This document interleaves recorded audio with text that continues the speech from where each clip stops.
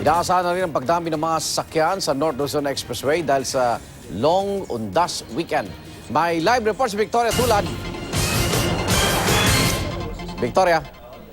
Igan 218,000 na mga motorista ang karaniwang dumadaan araw-araw dito sa North Luzon Expressway. Pero ngayong undas, tinatayang madadagdagan ang bilang na iyan ng 15% dahil sa dami ng mga uuwi sa probinsya. Sa ngayon ay normal pa naman daw ang lagay ng trapiko dito sa NLEX. Yung tatlong choke points na binabantayan ng pamunuan ng NLEX ay ang Balintawak, Bocaue at Mindanao. Sa Bocaue Toll Plaza, maluwag pa ang trapiko. Sa Balintawak Toll Plaza, may kaunting build-up na ng sasakyan. Bahagyang naiipon na rin ang mga sasakyan sa northbound lane ng Mindanao Avenue. Ayon sa mga tauhan ng NLEX, tuwing ganitong oras ay ganyan talaga ang sitwasyon sa tatlong choke point, kaya masasabi raw nila na normal pa ang lahat sa ngayon. Pero mamayang hapon, asahan na raw ang simula ng buhos ng mga sasakyan at pagsisikip ng trapiko. Magpapatuloy ang exodus ng mga motorista bukas at posibleng sa Linggo o Lunes ay kumonti na ang palabas ng Metro Manila. Sa Martes naman ang posibleng dagsa ng mga babalik. Nakahanda naman daw ang expressway para sa undas. Bukod sa nadagdagan ng 8 ang mga booth sa Bocaue Toll Plaza, magtatalaga rin daw ng ambulant teller sa mga toll plaza na magkakaroon ng build-up na mga sasakyan.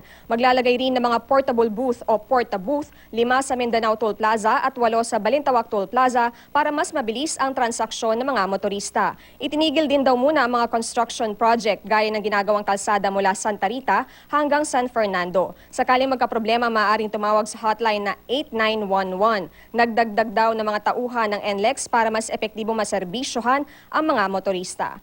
Igan, gaya ng taon-taon na paalala ng NLEX sa mga motorista, mag-ingat po sa pagmamaneho. Ugaliin din ang blow bag o ang pag-check ng inyong battery, lights, oil, water, brakes, air at gas. At yan muna ang latest mula rito sa NLEX. Balik sa inyo, Igan. Maraming salamat, Victoria Tulad.